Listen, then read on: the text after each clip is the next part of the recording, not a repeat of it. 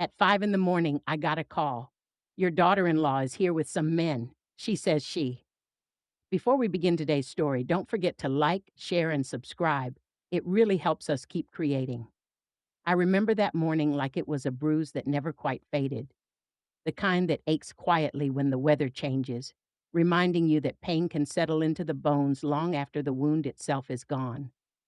It was a Tuesday, the kind that smelled of rain and stale coffee. I was sitting by the kitchen window, half awake, waiting for the sun to do its part in convincing me the day had started. My name's Margaret Pierce, though most people just call me Maggie. I'm 73 this year. And if there's one thing I've learned, it's that peace is a fragile thing. It can shatter with one phone call. That morning, peace broke for me at exactly 5:03 a.m. The phone rang once, then again, sharp and lonely in the quiet house. I thought maybe it was a wrong number. No one calls a 73-year-old woman at 5 in the morning unless it's bad news. And bad news, well, it's got a way of finding you even if you hide. When I picked up, I could hear the sound of wind through the receiver, and then a man's voice, unsure and nervous. Mrs. Pierce? I'm sorry to wake you. This is Officer Dalton from the County Sheriff's Department.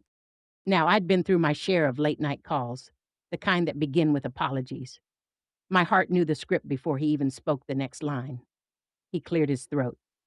Your daughter-in-law, Emily, she's here. She came in with some men, says she needs to speak with you. For a moment, I thought he'd made a mistake. Emily? My son's wife? The same Emily who hadn't spoken to me in almost 3 years, not since the funeral? The Emily who, last I'd heard, had moved upstate with her boy, my grandson, to start over? The phone cord twisted in my hand, the way it always did when my fingers didn't know what to do with themselves. I felt my chest tighten, that old, unwelcome friend, dread, curling up inside me. Is she all right? I asked, though I didn't know if I really wanted the answer. She's fine, ma'am. Shaken up, maybe, but unharmed. She just asked that you come down here. Says it's important. Important. That word always sounds innocent until it isn't. I thanked the officer, set the phone down on the counter, and sat there for a long while staring at the clock.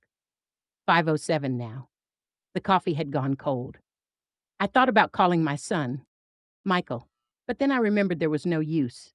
Michael had been gone for nearly 4 years. A car accident on a slick road, 3 weeks before Christmas. The last time I saw him alive, he'd been laughing at some silly thing his boy Eli had said. And then, just like that, the laughter was all that remained. I suppose that's why the call rattled me so deeply. Emily was the last thread still connecting me to him, and that thread had frayed long ago. When I finally pulled myself together, I slipped into my old wool sweater, the one with the fraying cuffs, and grabbed my keys. The roads were quiet, mist still clinging to the edges of the world. The whole town was asleep, except for the gas station light humming down by Main Street. Driving at that hour always felt like driving through a dream. The world soft and blue, the air full of secrets. I caught my reflection in the rearview mirror, my hair wild and silver, my eyes hollow from years of sleepless mornings. There's something about age that makes you less afraid of being seen and more afraid of being remembered wrong. The sheriff's office sat like a squat brick box at the edge of town, its windows still glowing faint yellow. When I pulled in, a man in uniform, Officer Dalton, I assumed, met me at the door. Mrs. Pierce, he said softly, tipping his hat. Thank you for coming. He led me through a hallway that smelled of coffee and rain-soaked coats, until we reached a small room near the back. And there she was, Emily. Her hair was shorter now, darker, almost black, and her face looked like it had been folded in on itself from too much worry. She was sitting on a metal chair, clutching her purse like it held her whole world inside.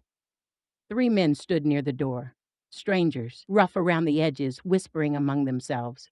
When she saw me, she stood. For a second, neither of us spoke. The years between us sat heavy in the air. Maggie, she said finally, her voice trembling. Emily, I answered. My own voice cracked, the way old wood cracks in the cold. Then she took a step forward, her eyes glassy. I'm sorry to come like this, she whispered. But I didn't know where else to go. There are moments in life when time seems to stop, not the kind they show in movies, but the quiet, aching kind, where you realize something's coming and there's no stopping it. I looked at her, really looked at her, and I saw the same young woman who once held my son's hand under our oak tree, shy and full of dreams. And yet, standing there now, she looked like someone who'd walked through a storm and lost her way back. "What happened?" I asked. She hesitated, glancing toward the men. One of them shifted, avoiding my eyes. Finally, she said, "It's about Eli." My heart stopped. She swallowed hard, her lip trembling. "He's gone, Maggie." I felt the floor tilt beneath me. The sound of the rain outside seemed to fade, replaced by a high, hollow ringing in my ears. "What do you mean, gone?" I whispered. Her voice broke. "They took him." And just like that, the morning shattered. When Emily said those words, "they took him," something inside me split clean open. There are moments in life that don't just happen to you. They rearrange you. They pull the breath from your lungs and the ground from under your feet. And you just know, that the world won't be the same when you come back to it. I stood there in that small sheriff's office, the hum of the fluorescent lights pressing down on us, and tried to make sense of what she meant. They took him. My grandson, Eli. The boy with the crooked smile and eyes too big for his face. The one who used to chase fireflies in my backyard and call me Grandma Maggie because plain grandma sounded too ordinary for him. I gripped the back of a chair to steady myself. "Emily," I whispered, "you need to tell me exactly what's going on." She pressed her lips together, her hands trembling around the strap of her purse. The men behind her shifted again, uneasy, like they didn't belong in the same story as the rest of us. Finally, one of them spoke. His voice was rough, tired. "Ma'am, your daughter-in-law came to us around 3 this morning. Said her boy was taken from her place in Ashbury by men she used to know." The way he said "used to know" made my stomach drop. Emily turned to me, eyes wide, wet with panic. "It's my fault," she said. "All of it. I never should have trusted him again." "Trusted who?" I asked. But before she could answer, Officer Dalton stepped in. "Mrs. Pierce, maybe we should sit down. Emily's been through a lot tonight. We're still trying to piece together exactly what happened." I sat. I didn't feel like I had much choice. Emily followed, perching on the edge of the metal chair beside me, wringing her hands. "I've been clean for 2 years," she started, her voice barely a whisper. "I swear I have. After he passed, I lost myself for a while. I didn't know how to live without him. You know that." I nodded slowly. I did know. The first year after Michael's death, I'd moved through life like a ghost, cooking for one, talking to the walls, leaving his jacket hanging on the peg by the door because I couldn't stand to put it away. Emily had disappeared during that time, slipping out of my reach entirely. I'd heard whispers, rehab, bad company, another town, but no details. I suppose I hadn't tried hard enough to find her. She went on, "When I got out, I was doing better. I got a job at the diner, found a little place outside Ashbury. It wasn't much, but it was home." Eli was finally smiling again. Her eyes met mine, pleading. "He loved that school, Maggie. He made friends. He started playing baseball again. For the first time in years, I thought maybe we'd be okay." I could almost see it. The sunlight, the laughter, the fragile kind of peace she was describing. But peace never lasts long in stories like ours. "Then," she said, "Tom showed up." I frowned. "Tom?" She nodded, her voice shaking. "He was someone I knew from before. From when I wasn't right. He said he was clean too, said he'd found God, wanted to make amends. He helped me fix the car, brought groceries sometimes. Eli liked him. He had that way about him, you know? The kind of charm that feels like warmth until it burns you." I didn't say anything. I just watched her, my stomach tightening. "Last night," she said, "he came over, said he needed a place to stay for a few days. I told him no. I told him Eli and I were fine, but then he started talking about money I owed. I didn't even know I still owed anything. But he had proof. Pictures, messages from years ago. Things I thought were buried." She wiped her face with the back of her hand. "He said if I didn't pay, he'd take something I couldn't replace. I thought he was bluffing. I told him to get out. He laughed and said he'd come back when I was ready to listen." Her voice broke completely then. I fell asleep on the couch. When I woke up, the front door was open. Eli's room was empty. Silence. The kind that fills the lungs and crushes the chest. The officer nodded solemnly. "We've already sent units out near Ashbury. The men with her here, they're search volunteers. Old friends of her husband, I believe." I looked at the strangers again. One of them, the younger one, maybe 30, gave me a small nod. I played ball with Mike in high school, he said quietly. Eli looks just like him. We'll find him, ma'am. I wanted to believe that. God help me, I did. But faith, I'd learned, was easier to carry when you hadn't buried your son. Emily reached for my hand then, and I almost pulled away out of instinct. But something, maybe the ghost of Michael's voice, stopped me. Her hand was cold, small, trembling. I didn't know where else to go, she whispered. You're the only family? Eli's got left. I swallowed hard. You did right to come here. And for the first time in years, she cried into my shoulder. By the time the sun crawled up over the fields, painting the world in weak gold, I was sitting in my car again, parked outside the station, staring at the steering wheel like it might give me answers. Eli's missing. The words didn't feel real yet, more like a nightmare I hadn't woken from. Emily was inside with the officers, giving her full statement. They told me to go home to wait for updates. But how could I sit in that quiet house, listening to the clock tick, knowing my grandson was out there somewhere, scared and alone? I started the car. The road to Ashbury stretched like a ribbon through the fog. I hadn't been there in years, not since before Michael died. It was where he and Emily had first lived after they married. A small town clinging to the edge of the river, half beauty and half ruin, the kind of place that could hold a memory like a secret. As I drove, the world outside the window blurred. Trees, signs, fields of dying corn. And in that in-between space, memory began to speak. I remembered the first time I held Eli. He was 6 pounds, 2 ounces, the smallest thing I'd ever seen with a cry like a bird. Michael had looked at him like he'd been handed the sun itself. I remember the way he whispered, "He's gonna change everything, Ma." And he had. Even after Michael was gone, Eli had been the piece of him that remained, the proof that love leaves traces even when people don't. When I finally reached Ashbury, the town looked even smaller than I remembered. The diner Emily had mentioned was there on the corner. Benny's, the sign half lit. A few early risers sipped coffee at the counter. I parked across the street, not sure what I was looking for, only that I couldn't stand to do nothing. I found her house on Willow Street, a narrow blue rental with peeling paint and a sagging porch. The front door still hung open, the frame splintered near the lock. A police tape fluttered in the wind. I stood there for a long while, looking at the broken doorway. There's something terrible about seeing a home that's been breached. It's like staring at a wound. A young officer guarding the perimeter recognized me. "Mrs. Pierce," he said softly, "we're still collecting evidence. You really shouldn't be here." "I just need to see his room," I told him. "Please." He hesitated but stepped aside.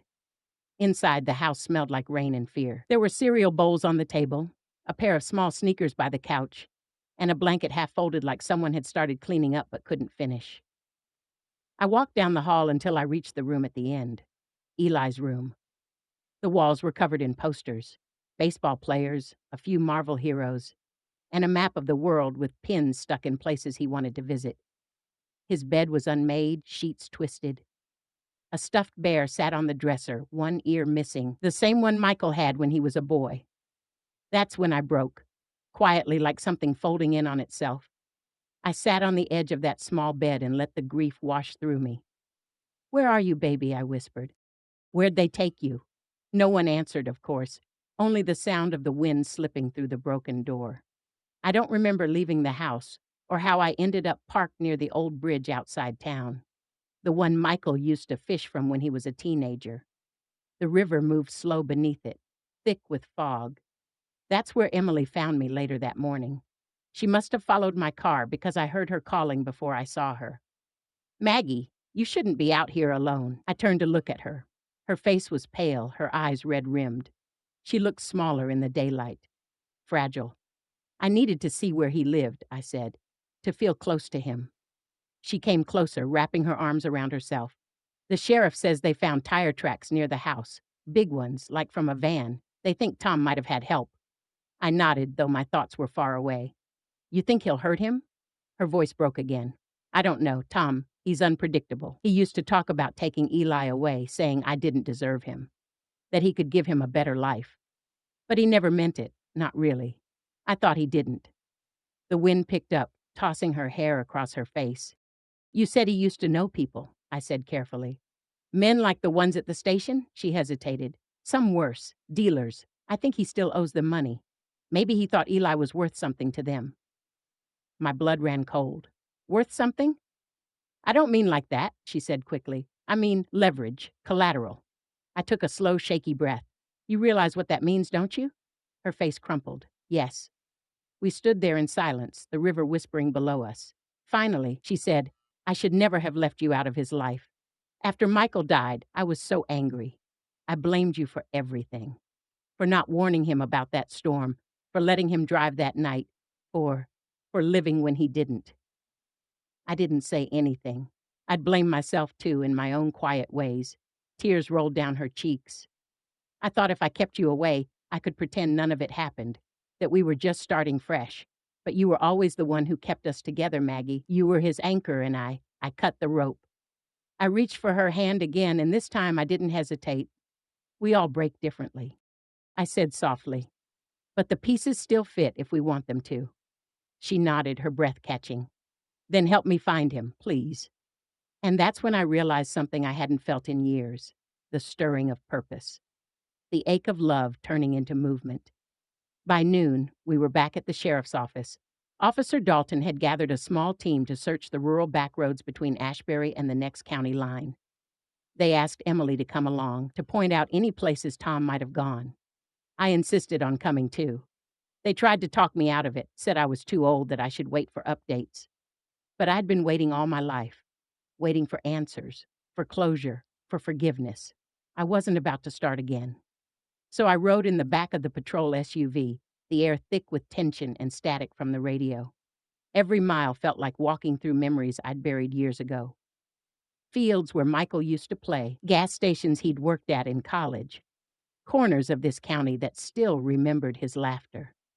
We stopped at an abandoned farmhouse off County Road 12, following a tip from a trucker who'd seen a van parked there around dawn. The place looked like something out of a photograph left in the rain. Roof sagging, porch half collapsed, paint bleached gray by time.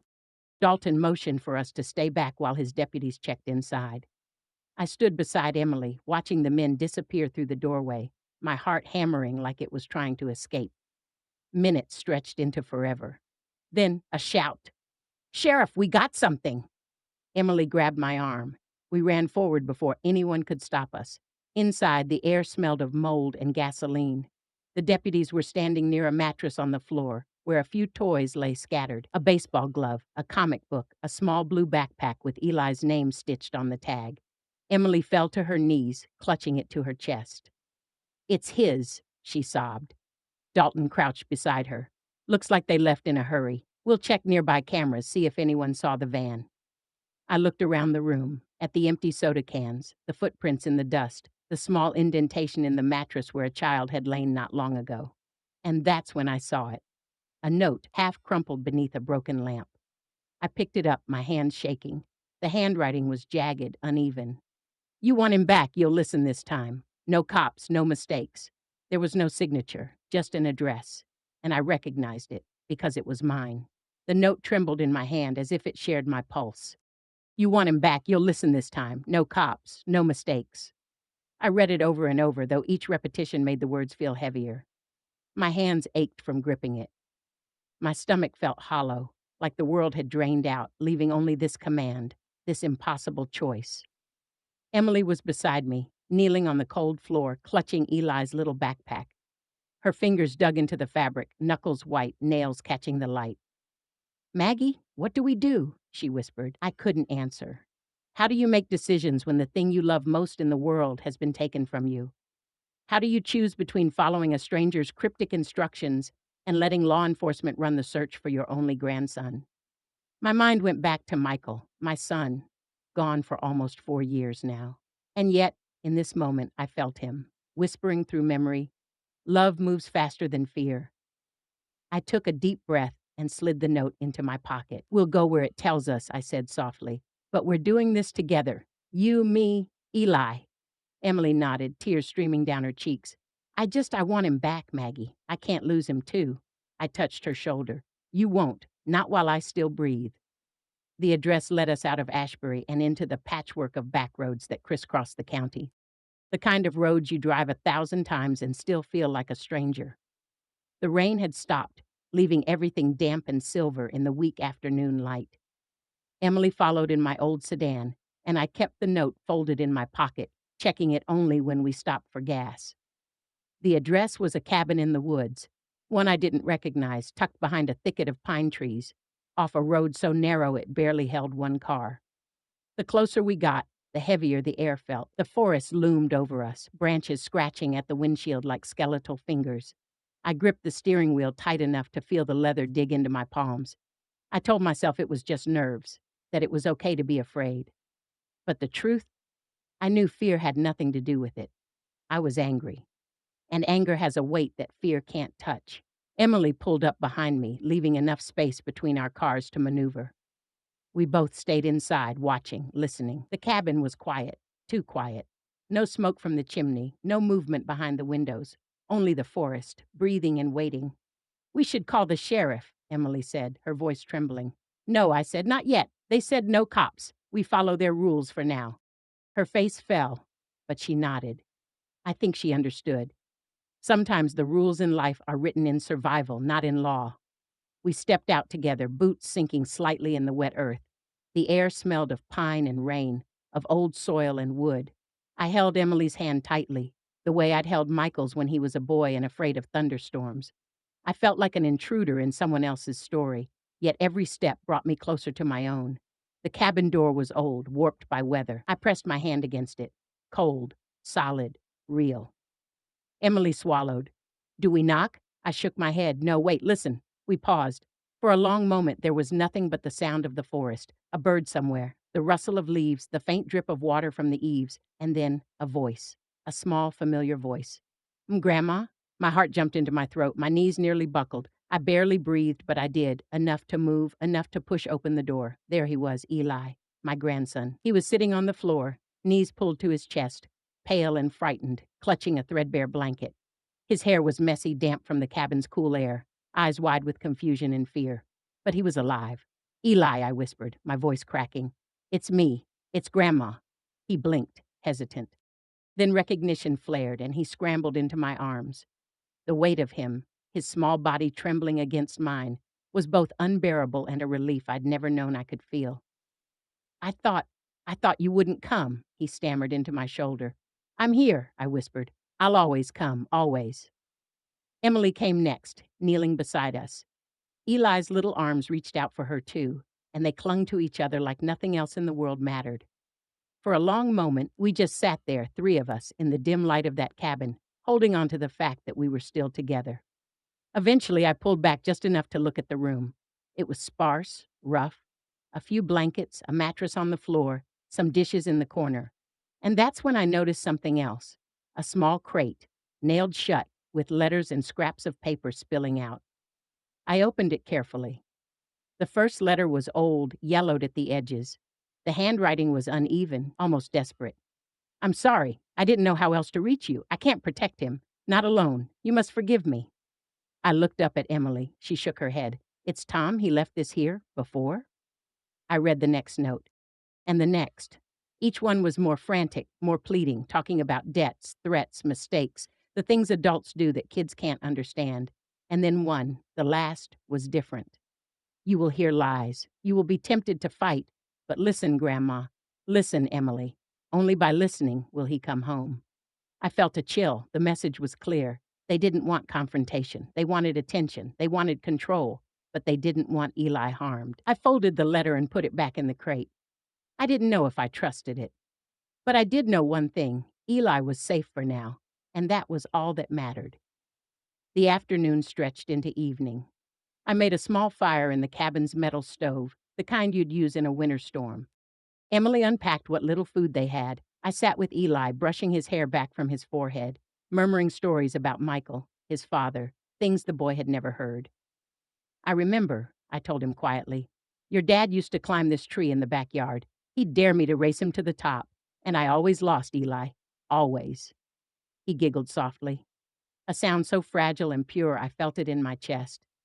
"I bet I could beat him now," he said, puffing his small chest out.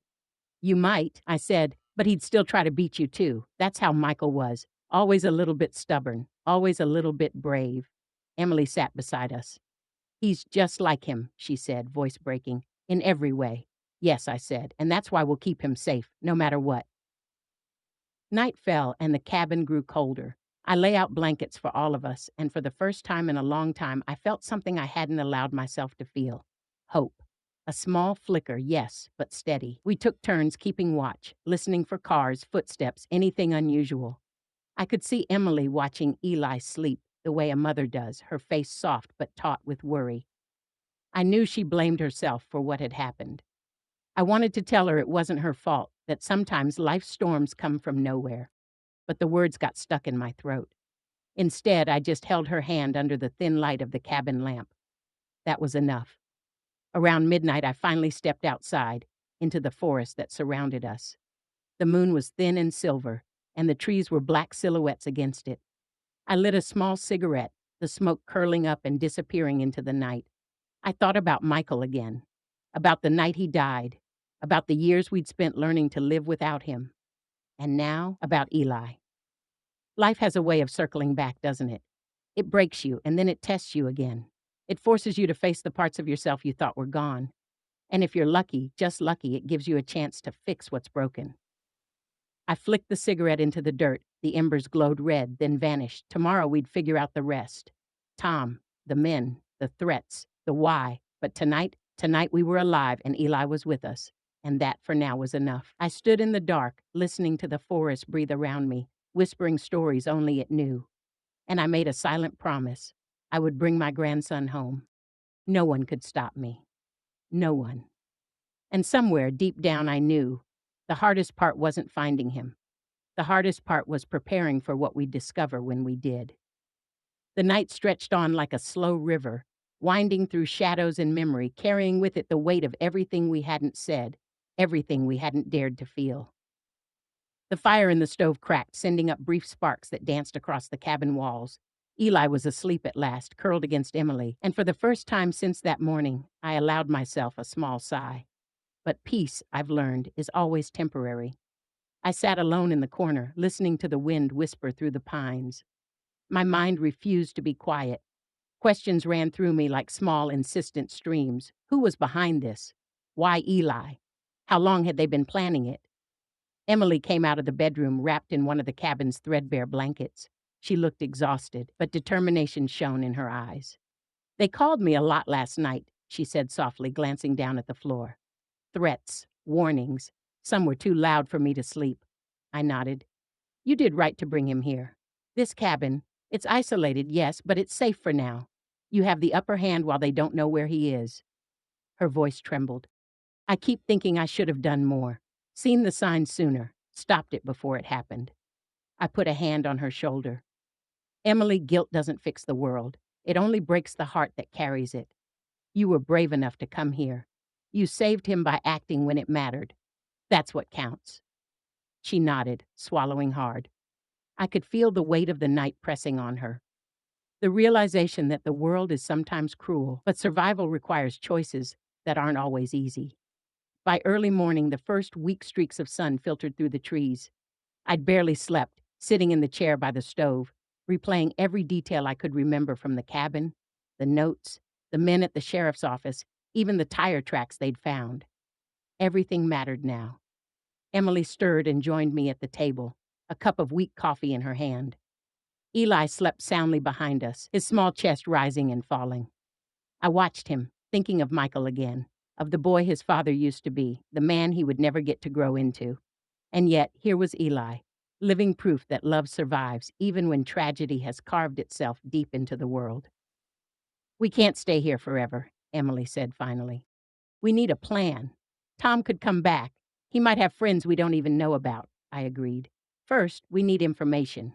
The sheriff's office has cameras, phone records, maybe witnesses, but we also need to think like someone who wants to hide, not like someone being hunted."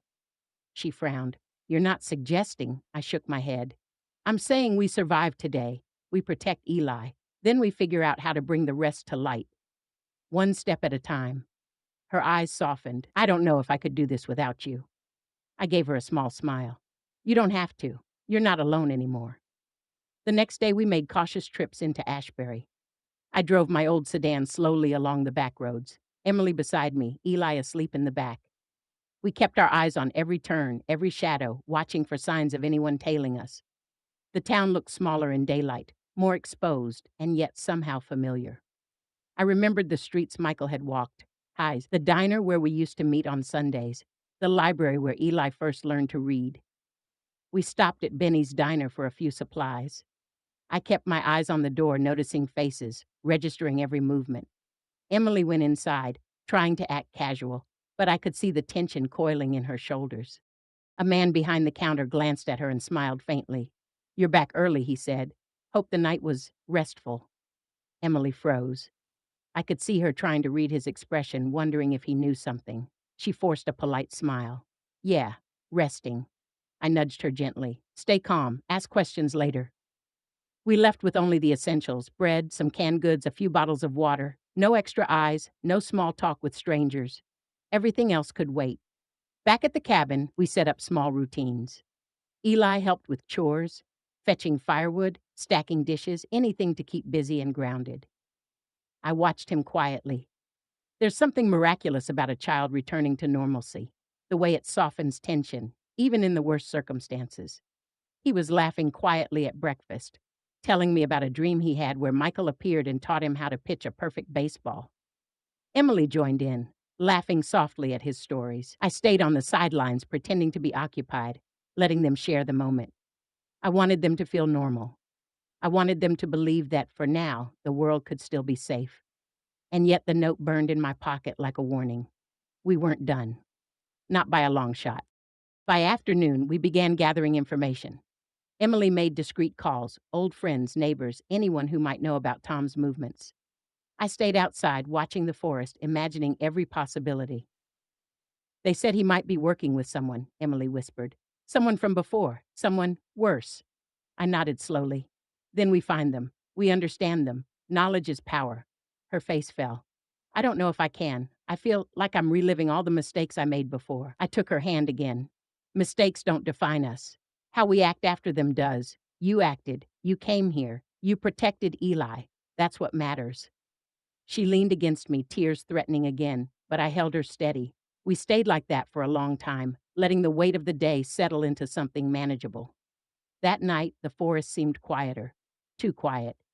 I lay awake, listening to Eli breathing, imagining the men who had taken him, wondering what they were thinking. Would they come back? Would they escalate? Could they? Emily was beside me, asleep, her hand still in mine. And yet I could feel her tension even in sleep.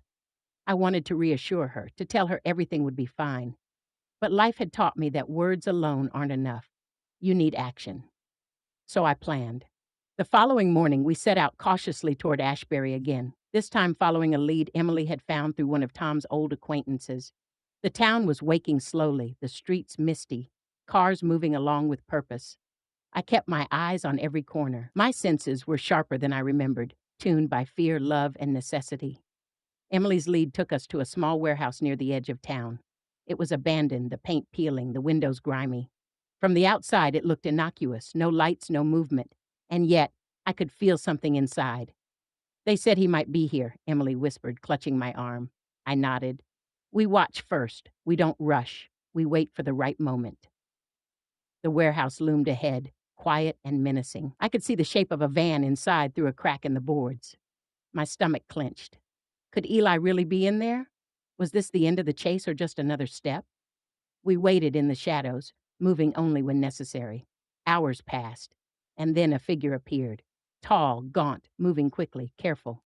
I recognized him immediately. Tom. Emily froze. I held her hand. "Stay calm. Let me do the talking." I stepped out slowly, hands visible, showing nothing but intention. Tom froze. His eyes widened when he saw me, recognition and something else. Fear, maybe, or surprise. "Maggie Pierce," he said, voice low, cautious. "You shouldn't be here." "I came for Eli," I said firmly. "He's coming home, and you won't stop me." He laughed, a bitter, jagged sound. "You don't understand. He's mine. I saved him from you once, and I can do it again." "Saved him?"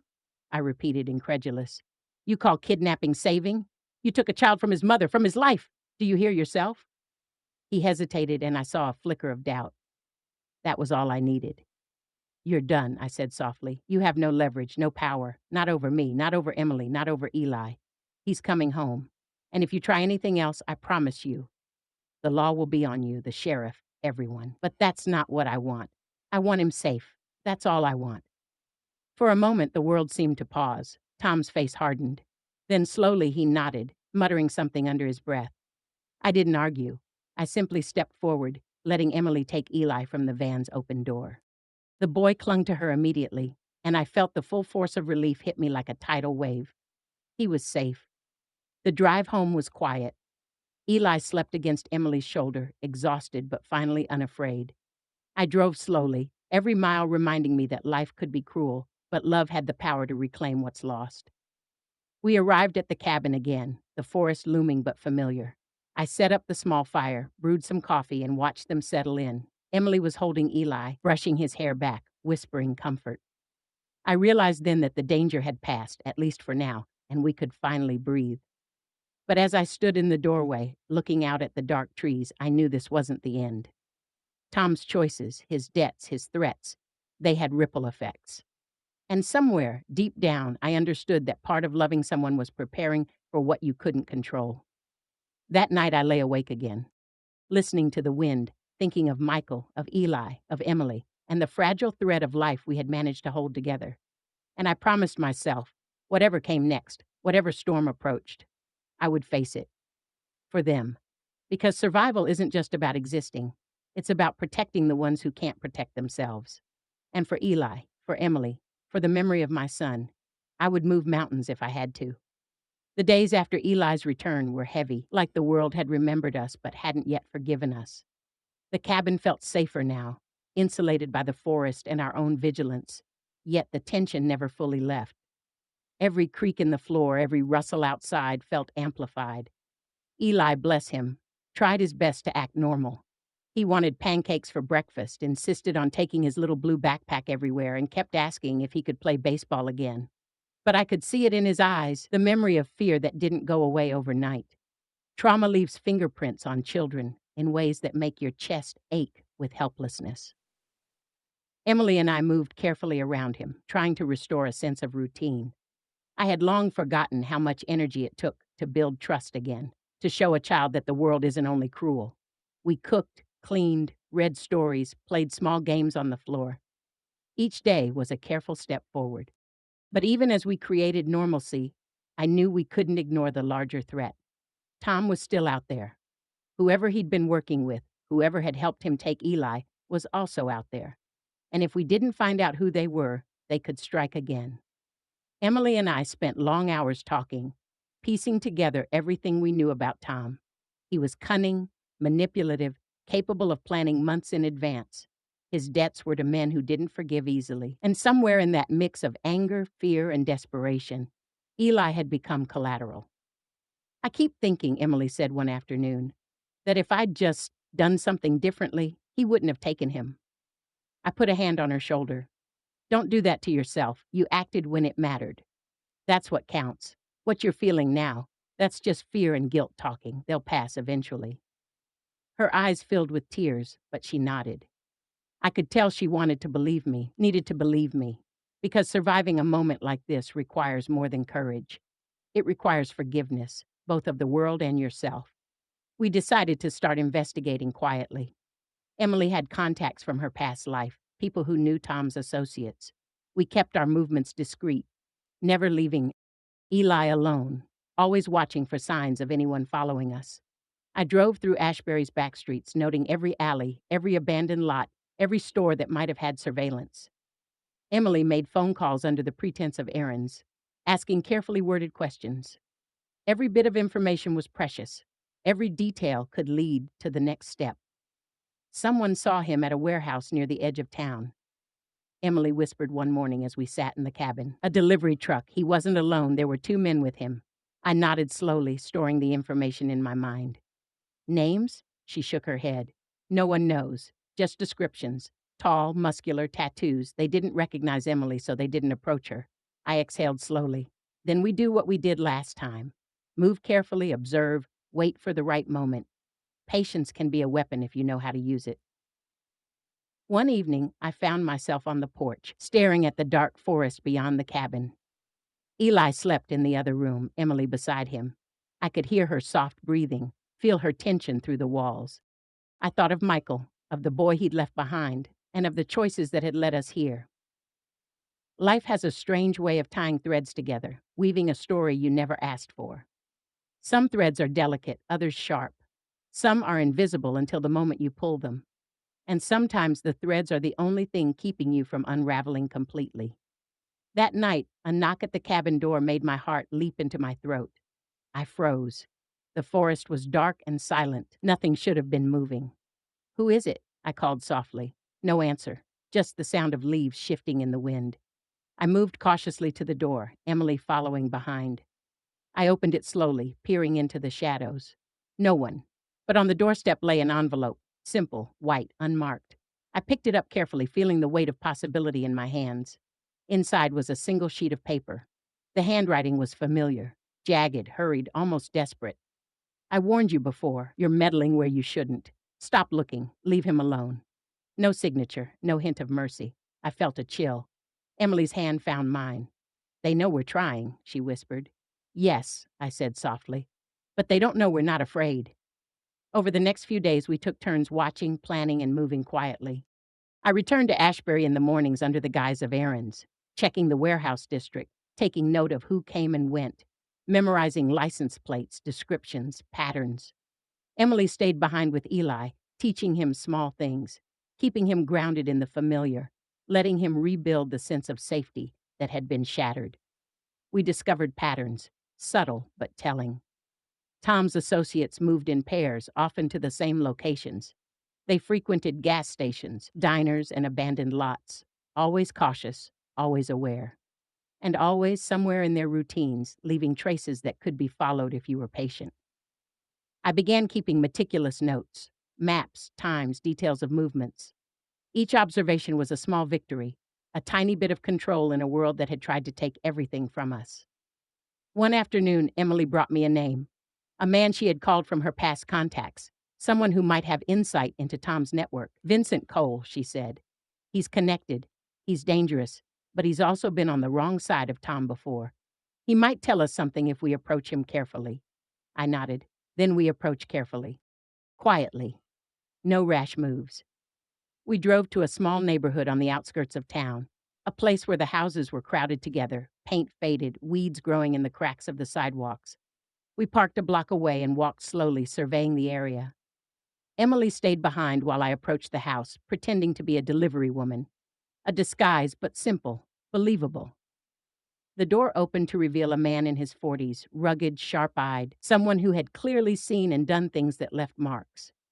He didn't smile. "Can I help you?" he asked, voice cautious.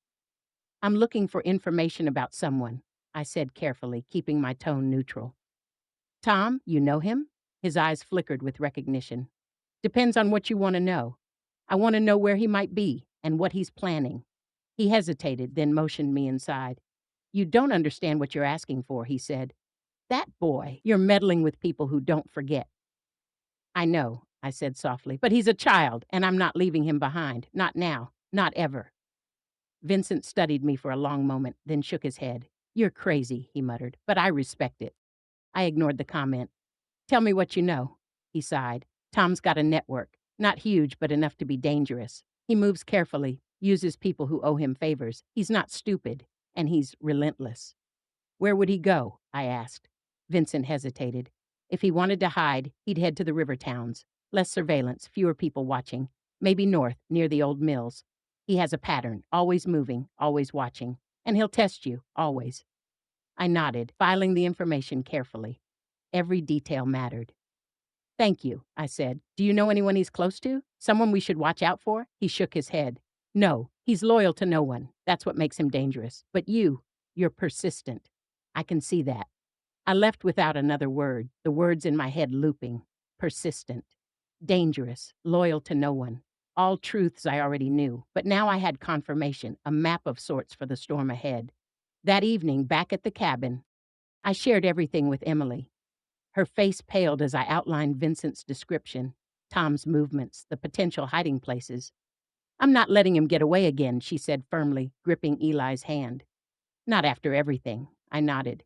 Neither am I, but we do it carefully. We protect Eli first. Then we take the next step. Eli, of course, didn't understand all of it, but I could see the shadow of fear still lingering. So we kept him busy, playing small games, reading stories, rebuilding routines. Every laugh, every smile, every small victory mattered. That night, as I lay awake again listening to the wind, I realized that our lives had been forever altered. We had survived the impossible, protected what mattered most, and discovered a strength I hadn't known I still had. But I also knew this. The threads of Tom's plans were still out there, hidden in shadows, waiting, and when they moved, we'd have to move faster, smarter, stronger, because survival wasn't over. It had only just begun. The days that followed were long and quiet, the kind of quiet that presses on your chest until you almost forget it existed. I kept vigil at the cabin while Emily took turns with me, and Eli began to settle into a fragile rhythm. He laughed more, asked questions, even played a small game of catch in the yard, despite the damp earth. But the shadow of the morning he'd been taken never left him, and it never left me. I watched him closely, the way a hawk watches the field, noticing every twitch, every hesitation. Every time he flinched at a sudden sound, my heart clenched. Every time he asked for me or Emily in the middle of the night, I reminded myself that survival is as much about patience as it is about action. Emily and I spent the days preparing. Vincent Cole's information had given us direction, but not enough certainty. Tom was careful, calculating, always one step ahead. And that's why we couldn't rush. Every move had to be measured, every choice deliberate. One afternoon, Emily suggested we take a different approach, something subtle, something that wouldn't trigger him immediately. What if we bait him, she said, a shadow of determination in her voice. Something small, something he can't ignore. I studied her. She'd grown since that day he took Eli. Stronger, braver, more certain of what she would do. What kind of bait? I asked cautiously. Her fingers traced the edge of Eli's little notebook. A message. Something he can't resist. A claim that Eli is here safe, but that we know what he's planning. Something that will draw him out. I nodded slowly. It's risky, but it might be the only way. We can't chase shadows forever. That evening, we prepared the note. I wrote it carefully, every word deliberate, every letter measured. We know what you've done. Eli is safe, but we are watching. You can't hide, Tom. You will answer for this. Emily folded it and tucked it into a small envelope. We leave it where he'll find it, she said. The old warehouse, the one near Ashbury. He won't resist checking it, and when he does. Her voice trailed off, but I understood. We'd be ready. We set out under the cover of darkness. The forest was alive with the sound of wind through the trees, the occasional call of an owl, the damp smell of fallen leaves. I drove slowly, my senses stretched thin, my mind replaying every lesson I'd learned over the past days. The warehouse looked empty, silent, uninviting, but we knew better. Tom had been here before. He'd returned for every opportunity he could seize. Emily slipped the envelope under the door. I watched her closely, ready for anything, while my heart thudded in my chest. We returned to the cabin and waited. The night passed slowly. Every sound made me flinch, a branch falling, a distant car engine, the hum of the refrigerator. I checked the clock more times than I cared to admit, counting every hour, every minute. Then, just before dawn, headlights appeared in the distance. I felt it immediately. That same pit in my stomach, that old, familiar pull of dread. Tom was coming. I grabbed my coat and flashlight. Emily was already awake, standing behind me, her hand brushing against Eli's hair as he slept. He stirred but didn't wake. I whispered, "Stay here, be quiet. Nothing will happen as long as you're careful." We left quietly, moving through the trees toward the road.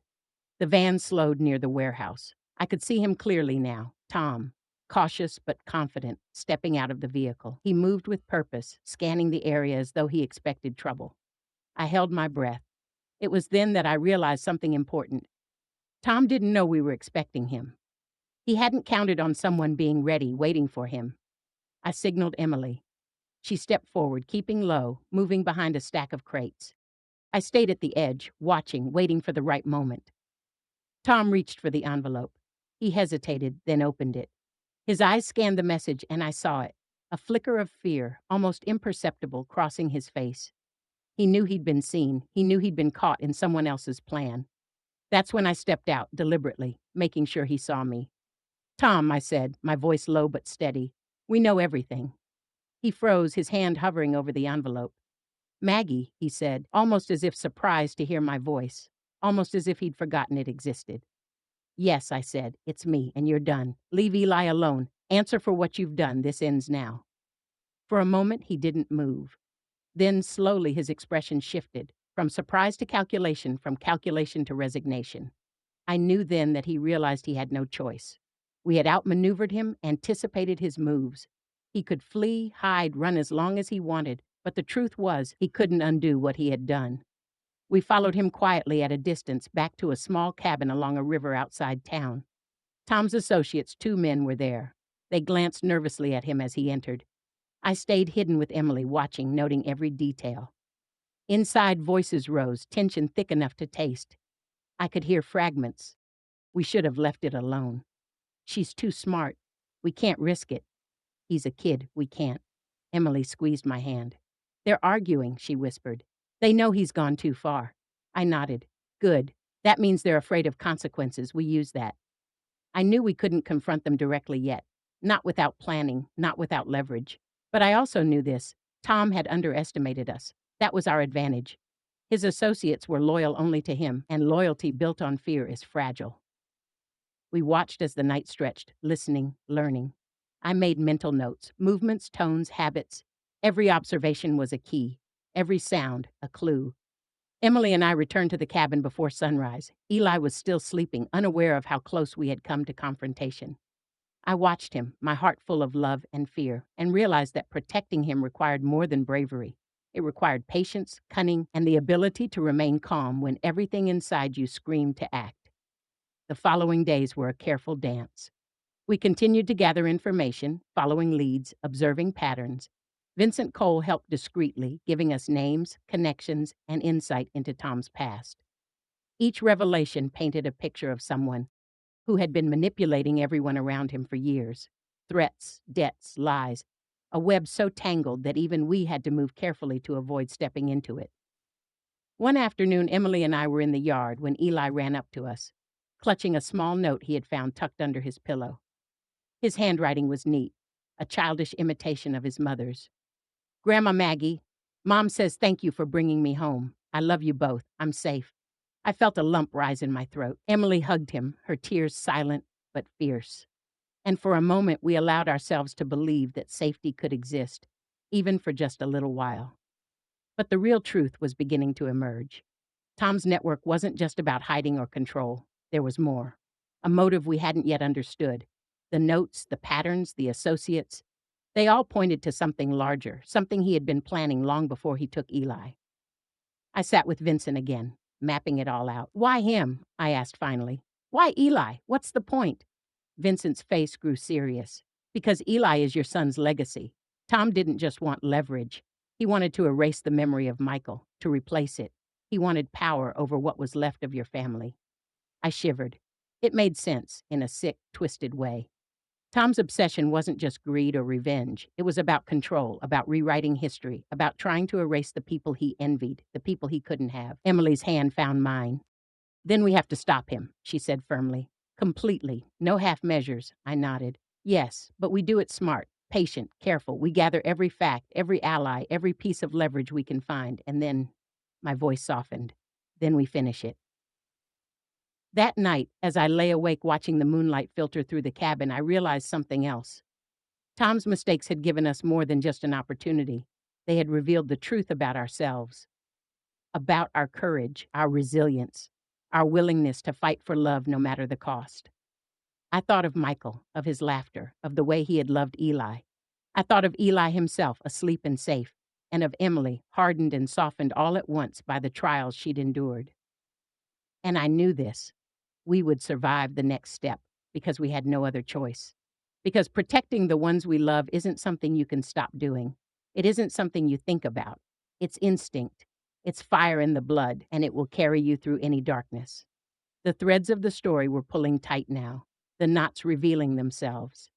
And somewhere ahead in the shadows, Tom's final mistake awaited. the one that would unravel everything he thought he controlled.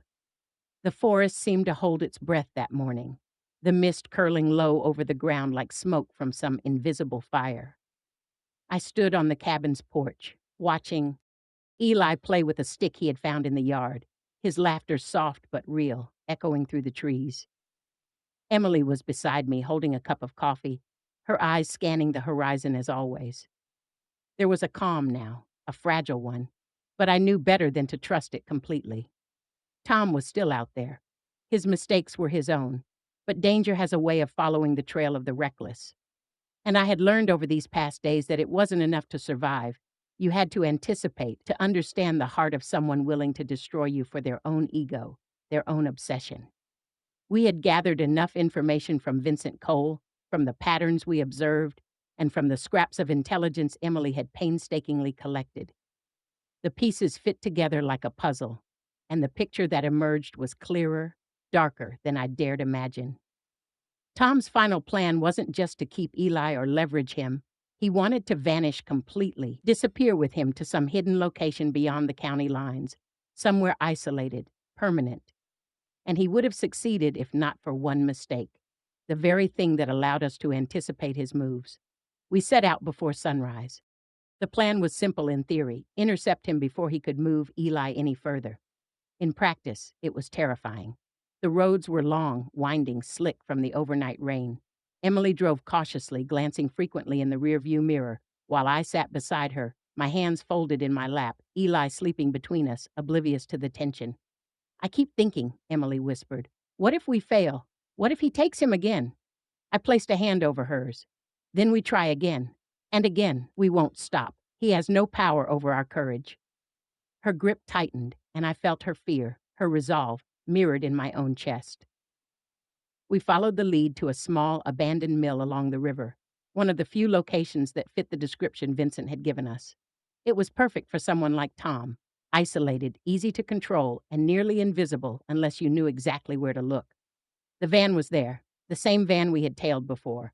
I could see him inside, pacing, anxious but unaware we were nearby. His two associates lounged lazily outside, unaware that their careful surveillance had failed them. Emily and I moved quietly, carefully, like shadows in the fog. Every step had to be precise, every breath controlled, every second counted. I glanced at Eli, still asleep, wrapped in a blanket. He was the reason we were here, the reason fear mattered more than caution, and the reason I would not allow hesitation. We waited until one of the associates moved away to investigate a noise from the river, giving us the opening we needed. I approached the van cautiously, Emily behind me, the envelope from before tucked in my pocket. Tom's head was down, eyes fixed on some papers inside the van. He didn't hear me step up. I cleared my throat softly. "Tom?" His head snapped up. Surprise, anger, and recognition flared in his eyes. "Maggie," he said, voice low but sharp. "You shouldn't," I interrupted him. "This ends today. No threats, no games, no more running. Eli comes home. That's it." He laughed, a short, bitter sound. "You think it's that simple?" I shook my head. "No, but I'm not afraid of what you'll try. Not anymore." He glanced toward the woods, toward the van, calculating, weighing options.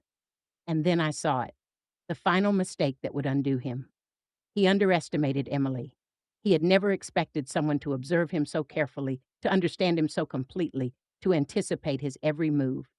Emily stepped forward, her voice calm but firm. "Tom, step out of the van now. No one has to get hurt. You've already lost." He hesitated, eyes darting to the van, to the river, to the road. And in that hesitation, I saw the truth.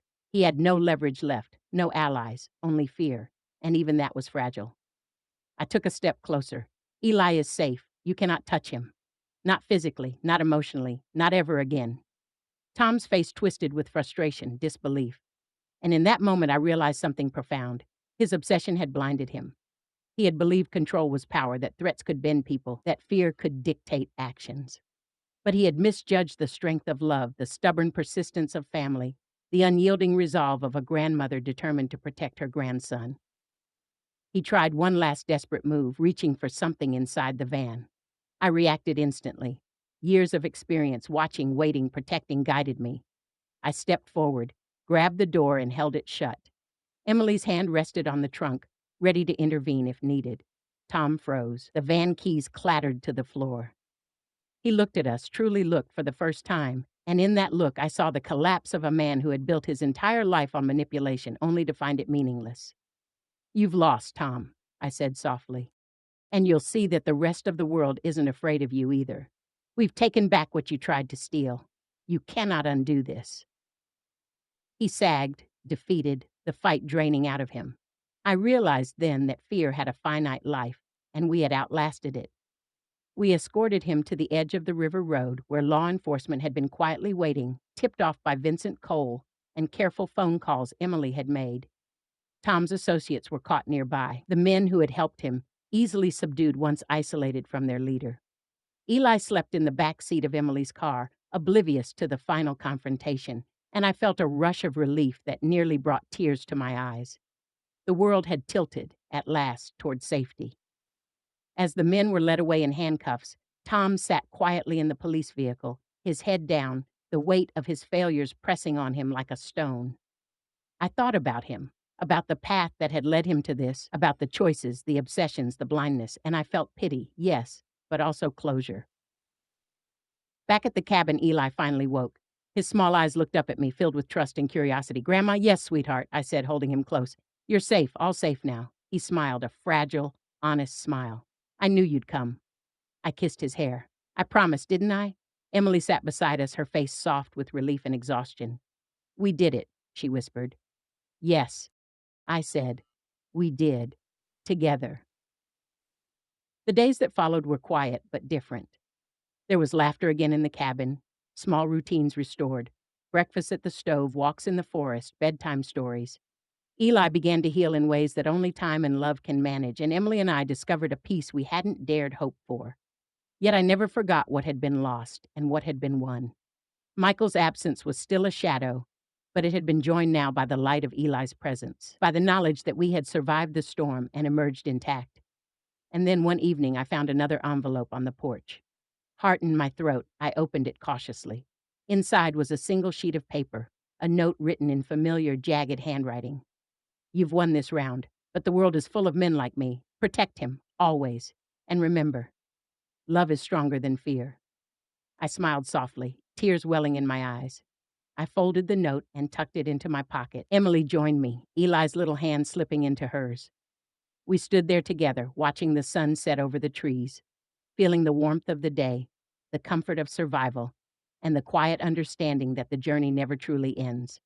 But neither does love. I whispered a promise to myself, to Eli, to Michael's memory. "I will always protect you. Always."